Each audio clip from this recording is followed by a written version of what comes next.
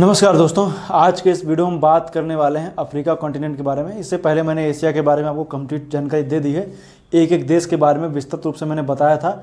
आज के इस वीडियो में बात करेंगे अफ्रीका महाद्वीप के बारे में। ये अफ्रीका महाद्वीप के एक परिचय के ऊपर वीडियो है। अफ्रीका में हमें कौन कौन सी चीज़ें पढ़नी उनके बारे में बताएंगे और कुछ फिजिकल फीचर जो हैं उनको बारे में बताएंगे और आगे चल करके इनके बारे में विस्तृत रूप से चर्चा की जाएगी। तो सबसे पहले मैं बता दूं कि किसी भी देश को, किसी भी महाद्वीप को पढ़ने से पहले आप सबसे पहले जरूरी ये है कि उसकी वाटर बॉडी देखिए और आसपास देखिए कि कौन कौन से देशों से या कहाँ से उसकी सीमा लगती है। सबसे पहले बाउंड्री पे फोकस किया कीजिए कि कहाँ कहाँ पर बाउंड्री देख लेंगे तो पता चल जाएगा कि उसकी स्थिति कहाँ है, वो आप समझ लेंगे और उसकी अवस्थिति पता चल जाएगी। तो आप उसके बारे में फिर और चीज़ें अंदर से फिर थोड़ा अंदर जाएंगे, कहते हैं ना जूम करेंगे तो और अच्छे चीज़ें समझ में आएंगे। उसके अंदर जाइए, देखिए क्या देश के बारे में पढ़िए, फिर उस देश की विशेषताओं के बारे में पढ़िए, तो आपको हर चीज़ अच्छे से पता चल जाएगी। उसी तरीके से हम अफ्रीका कॉन्टिनेंट को पढ़ने की कोशिश करेंगे। और मैं बता दूं कि इसमें काफ़ी सारे वीडियो बनेंगे अफ्रीका के ऊपर। आपको मैं बता दूं कि लगभग सभी देशों को हम कवर करेंगे, कोई भी देश अफ्रीका का छूटेगा नहीं कि आपको पता चला कि ये कोई देश छूट गया है, आपको नहीं पता है उसके बारे में। ऐसा कुछ नहीं होगा। हर एक देश के बारे में, हाँ हो सकता है कि 2-3 देशों को एक साथ कवर कर दें, लेकिन आपको कवर मैं हर एक देश करूंगा। तो आइए बता दें सबसे पहले कि आपको हम कौन कौन से देशों को पढ़ने वाले हैं। सबसे पहले अगर जो बात करेंगे तो हम बात करेंगे मोरक्को की, अल्जीरिया की, ट्यूनीशिया की। इसकी बात करेंगे, ये वाला पार्ट रहेगा उत्तर पश्चिमी का एरिया हम देखेंगे, ये वाला हिस्सा हम सबसे पहले देखेंगे। इसके बाद हम बात करेंगे उसके बाद लीबिया, मिस्र की बात करेंगे, ट्यूनीशिया, लीबिया, मिस्र, इन सब की बात करेंगे। इसके बाद में जब हम बात करेंगे तो इस वाले हिस्से पर आएंगे, जब हम देखेंगे यहाँ पर बेनिन वगैरह जो भी देश, आइवरी कोस्ट वगैरह, लाइबेरिया वगैरह, इन सब की बात करेंगे, मारितानिया वगैरह की बात करेंगे, उसकी बात करेंगे। इसके बाद जब हम आएंगे तो यहाँ पर हम देखेंगे तो हम घाना की बात करेंगे, गैबन की बात करेंगे, इन सब की बात करेंगे। उसके बाद हम आएंगे तो दक्षिण अफ्रीका की बात करेंगे। दक्षिण अफ्रीका बाद हम देखेंगे तो दक्षिण अफ्रीका के साथ साथ में हम बोत्सवाना की भी चर्चा उसी में कर लेंगे। इसके बाद हम इस तरफ आएंगे जिसमें हम उत्तरी सूडान, दक्षिणी सूडान की बात करेंगे, सोमालिया की। उसके बाद हॉर्न ऑफ अफ्रीका के स्पेशल एक वीडियो बनाएंगे जिसमें आसपास के इथियोपिया वगैरह जो देश हैं इनकी चर्चा करेंगे। इसके बाद केन्या वगैरह की चर्चा होगी और बीच के जो देश हैं यहाँ पर आप जब देखेंगे तो आपको युगांडा हो, और आप बात करेंगे युगांडा के साथ जाम्बिया हो, जिम्बाब्वे हो, इन सब की चर्चा हम, बीच के जो देश हैं मलावी वगैरह, इन सब की चर्चा हम करेंगे। तो ये वाले देश की हम चर्चा करेंगे। तो काफ़ी सारे देशों को हम इसमें बताने वाले हैं। आपको लगभग मान के चलिए 10 वीडियो बनाने पड़ेंगे, तब अफ्रीका कॉन्टिनेंट अच्छे से आपको समझ में आएगा। और हम कोशिश करेंगे 10 से ज़्यादा ही वीडियो बनाएंगे और आपको अच्छे से हर एक चीज़ बताएंगे, ताकि आपको अफ्रीका से रिलेटेड जितने भी आपके मन में डाउट हैं या जो भी चीज़ें, हालांकि इससे पहले की वीडियो मैंने बनाई थी अफ्रीका के ऊपर, 4 वीडियो शायद मैंने बनाए थे, लेकिन इस वीडियो में हम और भी आपको डीप में बताएंगे। वो तो चीज़ें आपने बताया वो तो है ही, लेकिन और भी हम जब देश के स्तर पर पढ़ेंगे तो सबके बारे में अच्छे से जानकारी आपको हम बताएंगे। तो आइए देखते हैं। सबसे पहले मैंने बताया कि किसी भी महाद्वीप को पढ़ने से पहले आप उसके आसपास की वाटर बॉडीज को देखें और या आसपास की उसकी सीमाओं को देखें। जब सीमाओं की बात करेंगे तो अफ्रीका कॉन्टिनेंट जो अलग होता है यूरोप से और एशिया से, तो कैसे कैसे अलग होता है उसकी हम बात करेंगे। अगर जो यूरोप की बात करेंगे तो यूरोप में जब आप ऊपर की तरफ देखेंगे तो मोरक्को के ऊपर जब देखेंगे तो आपको दिखेगा स्पेन में देखेंगे तो आइबेरिया प्रायद्वीप है स्पेन का। और स्पेन में जब हम देखेंगे तो स्पेन और मोरक्को के बीच में यहाँ पर जब आप देखेंगे तो ये वाला हिस्से में तो आपको दिखेगी जिब्राल्टर जल संधि। क्या बोलते हैं? जिब्राल्टर जल संधि बोलते हैं। अब यहीं पर एक शहर भी स्थित है, इसको बोलते हैं टैंजियर। टैंजियर जो है वो मोरक्को का एक फेमस शहर है। और आप पढ़ते नहीं है कि इब्न बतूता कहाँ का निवासी था, तो मोरक्को कहाँ था पढ़ लेते हैं, लेकिन मोरक्को में टैंजियर का निवासी था। ये जानकारी के लिए मैं आपको बता दे रहा हूँ, टैंजियर का याद रखिएगा, यहीं पर पड़ता टैंजियर। तो टैंजियर है, मराकेश है, कई सारे, रबात वगैरह काफ़ी फेमस शहर हैं, लेकिन हम उसकी चर्चा बाद में करेंगे। तो आपको ध्यान ये देना है कि किनके बीच में स्थित है। रूस और मोरक्को के बीच में स्थित है तब भी सही है। एशिया मतलब अफ्रीका और यूरोप के बीच में स्थित है तब भी सही है। और आइबेरिया प्रायद्वीप और अफ्रीका के बीच में स्थित है तब भी सही है। क्या इधर आप देखेंगे तो अटलांटिक है, ये क्या अटलांटिक है, अटलांटिक है। ये जो देखेंगे तो मेडिटेरेनियन सी है, तो यह भूमध्य सागर और अटलांटिक के बीच में स्थित है तब भी सही है। और अटलांटिक का ही एक, अटलांटिक किधर हो गया, इधर हो गया मेडिटेरेनियन का पार्ट है अल्बोरान सागर, तब भी सही है। ये जैसे जैसे प्रश्न आ जाए आपको उसी तरीके से हैंडल करना रहेगा, तो इनको आप याद रखेगा। तो यहां पर मैं बता दिया कि किसके किसके बीच में जिब्राल्टर जल संधि। और अगर जो हम बात करेंगे तो ये वाले हिस्से पर आ जाए, यहां पर ये वाला हिस्सा जो आप देख रहे हैं, ये वाला हिस्सा आप देख रहे हैं, ये सिनाई प्रायद्वीप है, जो सिनाई प्रायद्वीप सिनाई प्रायद्वीप। तो सिनाई प्रायद्वीप जो पार्ट है वो पार्ट किसका है? सिनाई प्रायद्वीप पार्ट है मिस्र का। और मिस्र के बाद में यहाँ पर देखेंगे तो उससे भी अलग होता है। ये वाला हिस्सा जो देखेंगे यहाँ पर एक स्वेज नहर भी स्थित है। ये बीच का हिस्सा आप देख रहे हैं, ये लाल सागर है, पूरा क्या है? लाल सागर है। और इधर पूरा अरब प्रायद्वीप है, अरब प्रायद्वीप है। ये वाला हिस्सा जो आप देखेंगे तो यहाँ पर दिखेगा यमन, यमन। और ये लाल सागर है, इधर दिख रही अदन की खाड़ी। और यहां पर आप देखेंगे तो एक देश दिखेगा जिसको बोलते हैं जिबूती। जिबूती स्पेलिंग डी से शुरू होती है, याद रखेगा, जिबूती है। तो यमन और जिबूती के बीच में यहां पर एक जलसंधि भी, जिसको बोलते हैं, कई बार बहुत बार चर्चा कर चुके हैं, बाब अल मंडेब, मंडेब। तो इसमें आपको जानना क्या है कि अफ्रीका और एशिया के बीच में कौन सी जलसंधि स्थित है? बाब अल मंडेब की जलसंधि स्थित है एशिया और अफ्रीका के बीच में। या एशिया के अफ्रीका के बीच में कौन सा सागर स्थित है? तो लाल सागर स्थित है।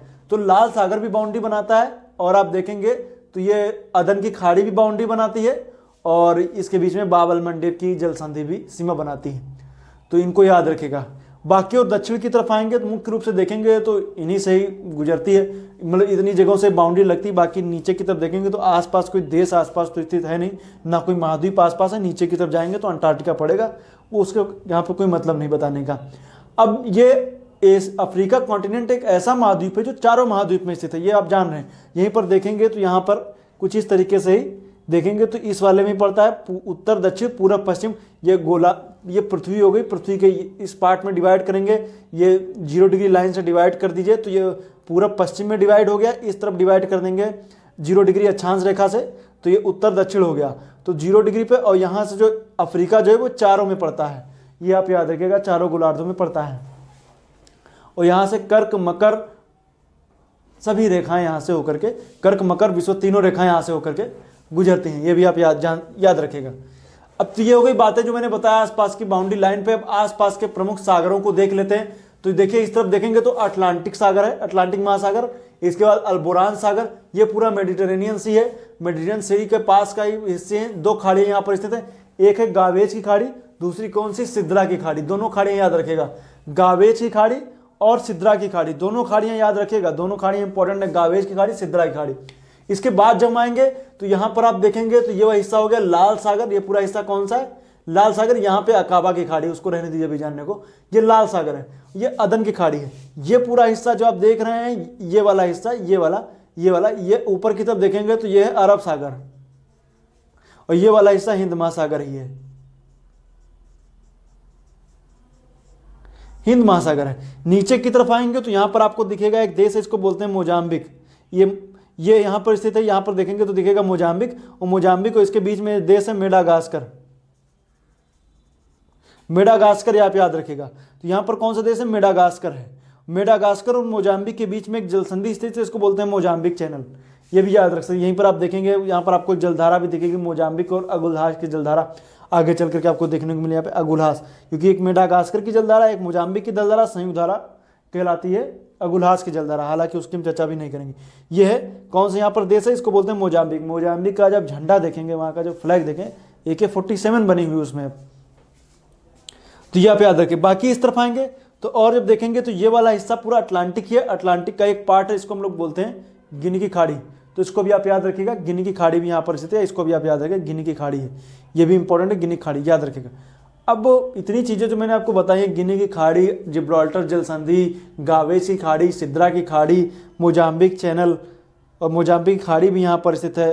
और ये वाला हिस्सा जो आपको दिख रहा है स्केलेटन कोस्ट है। स्केलेटन कोस्ट पुराने ज़माने में देखेंगे तो यहाँ पर काफ़ी ज़्यादा जो नावें वगैरह थी यहाँ पर क्षतिग्रस्त हो जाती थी, क्योंकि यहाँ पर देखेंगे तो यहाँ पे जलधारा एक बहती है जिसको बोलते हैं बेंगुएला की जलधारा, ठंडी जलधारा है। बेंगुएला की जलधारा की वजह से यहाँ पर जो जहाज़ थे वो क्षतिग्रस्त हो जाते थे।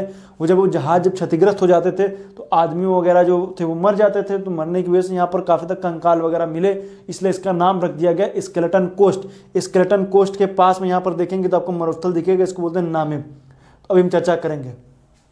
तो ये हो गई बात है स्केलेटन कोस्ट की। तो ये चीज़ें मैंने बताई आपको आसपास के। अब अफ्रीका के अंदर चल के देखते हैं आखिर अफ्रीका में और अंदर क्या क्या चीज़ें हैं, उसके बारे में चर्चा करेंगे। तो अफ्रीका में जो हम देखेंगे तो हमें मुख्य रूप से क्या क्या चीज़ें पढ़नी रहेंगी।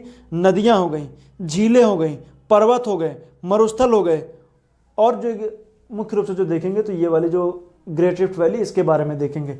इतनी चीज़ें हमें ध्यान से पढ़नी है। तो आइए सबसे पहले देखते हैं अफ्रीका की प्रमुख नदियां कौन कौन सी जिनको हमको पढ़ना रहेगा। अब हम नदियों के बारे में बहुत डीप में नहीं बताएंगे, क्योंकि एक एक देश के बारे में बताएंगे तो नदियां भी उसमें क्लियर हो जाएंगी। जो बड़ी नदी उसको एक साथ बता देंगे। तो मुख्य नदी बात करेंगे तो यहाँ पर नदी जो है वो फेमस है नील नदी। ये आप देख रहे हैं नील नदी फेमस है, नील नदी है जो निकलती है विक्टोरिया झील से। विक्टोरिया झील की खासियत की विषुवत रेखा इसको काटती है, और ये इस झील को जो आप देखेंगे तो जो ये झील है ये ग्रेट रिफ्ट वैली का पार्ट नहीं है। ये भी आप याद रखिए, ग्रेट रिफ्ट वैली का पार्ट ये नहीं है, इसको भी आप याद रख सकते हैं। तो ये वाला हिस्सा हो गया। अब इसमें जब हम देखेंगे तो यहाँ से निकलती विक्टोरिया झील से व्हाइट नाइल रिवर है, तो यह सफ़ेद नील नदी है, यहाँ से निकलती है। और आगे चल करके देखेंगे तो राजधानी है खार्तूम, शहर खार्तूम, और खार्तूम में देखेंगे तो नीली नील नदी आकर के इसमें मिलती है, तो ये कहलाती है नील नदी। तो नीली नील नदी है, ये इथोपिया की टाना झील से निकलती है। दोनों की संयुक्त धारा को नील नदी कहते हैं। और आगे चल करके विषुवत रेखा भूमध्य सागर में ये अपने डेल्टा का निर्माण करती है। इसका डेल्टा कैसा है देखेंगे तो चापाकार डेल्टा है, इसका याद रख सकते हैं। और इसके मुहाने पर देखेंगे तो अलेक्जेंड्रिया बंदरगाह है, यहाँ पर आप उसको कह सकते हैं सिकंदरिया बंदरगाह भी इसी के मुहाने पर स्थित है। बाकी एक फेमस नदी हमको इसको पढ़ना, हालांकि इस पर देखेंगे नासिर झील, जिब्बा बांध और आसवन बांध, कई सारे इस पर बांध वगैरह भी आपको देखने को मिलेंगे, तो इसको भी आप याद रख सकते हैं। इस पे जैसे नासिर बांध, नासिर झील भी यहाँ पर है, उसको आसवन बांध आप याद रख सकते हैं, इनको भी देखना है। दूसरी झील देखेंगे तो ये जम्बेजी नदी। जम्बेजी नदी है जो कटंगा के पठार से निकलती है, जम्बेजी नदी, ये नदी फेमस है, तो इसको भी याद रखिएगा। इस पे देखेंगे तो करीबा बांध स्थित है, और यहाँ पर देखेंगे तो और इस पे फेमस जो विक्टोरिया या जिसे मेसोटोनिया के नाम से जानते हैं वो इस पे एक यहाँ पर इस पे जलप्रपात भी स्थित है, इसको विक्टोरिया फॉल्स के नाम से जानते हैं, वो भी स्थित है। इस पे बांध वगैरह मैंने बताया, करीबा बांध, कोहरा बस्सा बांध, ये सब इस पे स्थित है। आगे चर्चा करेंगे। ये जो नदी दिख रही है ये कांगो नदी, ये भी कटंगा के पठार से निकलती है। और आगे चल करके देख लीजिए, ये देखेंगे तो अफ्रीका की काफ़ी बड़ी नदियों में से एक आती है, और जल धारण क्षमता ज़्यादा है। और इस पे देखेंगे तो इसके भी कई सारी सहायक नदियाँ वगैरह भी हैं, और इस पर कई सारे बांध स्थित हैं, और इस पर कई सारे जलप्रपात स्थित हैं, लेकिन उनकी चर्चा भी हम करेंगे नहीं। सहायक नदी से कसाई इसकी सहायक नदी है, लेकिन अभी चर्चा नहीं करेंगे। आपको मैं बता रहा हूँ कि कांगो नदी यहाँ पर है, इस तरीके से है। यहाँ पर देखेंगे तो आपको नाइजर नदी दिखेगी। नाइजर नदी को आप देख रहे हैं, ये नाइजर नदी हो गई, कैजी बांध इस पर स्थित है, उसको आप याद रख सकते हैं, लेकिन अभी नहीं। ये सेनेगल नदी यहाँ पर बहती है, वो भी है, इसको भी आप दिमाग में रखिएगा। नीचे की तरफ आप देखेंगे तो यहाँ पर ड्रेकेंसबर्ग पर्वत से निकलती ऑरेंज नदी, ऑरेंज फ्री स्टेट यहाँ पर पड़ता है, इसको भी आप याद रखिएगा। आगे चलकर चर्चा करेंगे। और भी बता दें, यहाँ पर एक नदी जिसको हम लोग बोलते हैं लिम्पोपो नदी, इस तरीके से बहती है। लिम्पोपो घड़ियाल नदी के नाम से भी जानते हैं, ये मकर रेखा को 2 बार काटती है लिम्पोपो नदी, इसको भी याद रख सकते हैं। आगे भी चर्चा करेंगे, जब दक्षिण अफ्रीका की चर्चा करेंगे तो इसकी भी चर्चा हम करेंगे। और ड्रेकेंसबर्ग पर्वत को बात करेंगे तो ये यहीं से निकलती ऑरेंज नदी। नदियाँ इतनी फेमस है, बाकी और भी छोटी छोटी नदियाँ हैं, इनकी चर्चा हम आगे करेंगे ही करेंगे, लेकिन इतनी आपको मुख्य रूप से नदियाँ देखनी है।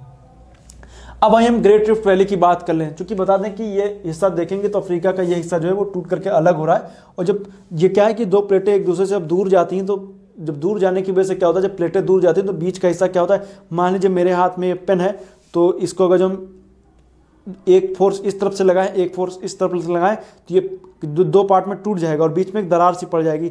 इसी की दरार की वजह से जो रिफ्ट है, दरार है, उसी की वजह से देखेंगे तो यहाँ पर कई सारे पानी वगैरह जमा हो गया, तो झीलें वगैरह बन गई। माउंटेन रेंज भी यहाँ पर आपको दिखेंगे, जिनमें बहुत सारे ज्वालामुखियों की श्रृंखला भी है, जैसे नियरागांगो है। तो इस तरीके से देखेंगे तो यहाँ पर एक मतलब कि जो ग्रेट रिफ्ट वैली है, इसमें कई सारी झीलों का निर्माण हुआ है। तो कौन कौन सी झीलें हैं उनकी चर्चा कर लें। तो एल्बर्ट है, क्रम से याद करेंगे, एल्बर्ट, एडबर्ट, कीबू, टंगानिका, रुकवा, न्यासा। और दूसरी तरफ देखेंगे तो तुर्काना या रुडोल्फ। ये एक वाई के शेप में है, कुछ इस तरीके से देखिए, वाई के शेप में है। आपको इस यहाँ पर झीलें याद रखनी, यहाँ पर याद रखनी, यहाँ पर बीच में, इस तरीके से झीलें याद रखें, क्रम में याद रखें। एल्बर्ट, एडबर्ट, कीबू, टंगानिका, रुकवा, मलावी। दूसरी तरफ चले जाएंगे तो रुडोल्फ, इसको याद रख सकते हैं। तो या तुर्काना भी बोलते हैं, इस तरीके से याद रखिएगा। जो एक टोन में याद करेंगे तो जल्दी याद हो जाएगा। बीच में स्थित है विक्टोरिया झील। तो प्रश्न आता है कि विक्टोरिया झील जो है वो आपको याद रखना है कि विक्टोरिया झील ग्रेट रिफ्ट वैली का पार्ट नहीं है, याद रखिएगा। और इसकी खासियत बता दें कि प्रश्न आ जाता है कि किन किन देशों की सीमा पर स्थित है। अभी आगे चर्चा करेंगे। केन्या, युगांडा, तंजानिया है। यहाँ पर देखेंगे तो चाड झील भी आपको दिखेगी। आगे चल के चर्चा हम इनकी करेंगे ही करेंगे। तो ये होगी great rift valley. Great rift valley को आप याद रखिएगा, सबसे बड़ी इनमें देखेंगे तो यहाँ पर टंगानिका दिख रही है, जो इन सब झीलों में सबसे बड़ी झील जो है टंगानिका दिखेगी, नया सा दक्षिण की तरफ है। यहीं पर देखेंगे तो माउंटेन चेन भी आपको दिखेगी जिसको बोलते हैं नियरागांगो, जो ज्वालामुखी पर्वत है।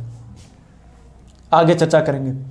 तो ये हो गई बात है। अब आइए थोड़ा सा मरुस्थल की चर्चा कर लेते हैं। मरुस्थल की अगर जो बात करेंगे तो करीब 11 देशों में फैला हुआ विश्व का सबसे बड़ा मरुस्थल जो है वो कौन सा, सहारा मरुस्थल है। सहारा मरुस्थल उत्तर के सभी क्षेत्रों में आपको देखेंगे ये देखने को मिलता है सहारा मरुस्थल। सहारा मरुस्थल को भी देखेंगे तो कई पार्ट में डिवाइड है। कहीं पर ये जो मरुस्थल है वो सैंडी है, कहीं पर आपको देखने को मिलेगा कि रॉकी टाइप का है, और कहीं कहीं पर देखेंगे हमाडा टाइप का भी देखने को मिलता है। हमाडा क्या है, टेनिस बॉल के जितने बड़े जो पत्थर यहाँ पर आपको दिखे बड़े बड़े से, इतने बड़े बड़े वो पत्थर टाइप के, उसको हमाडा के नाम से जानते हैं, वो आप लोग पढ़े होंगे।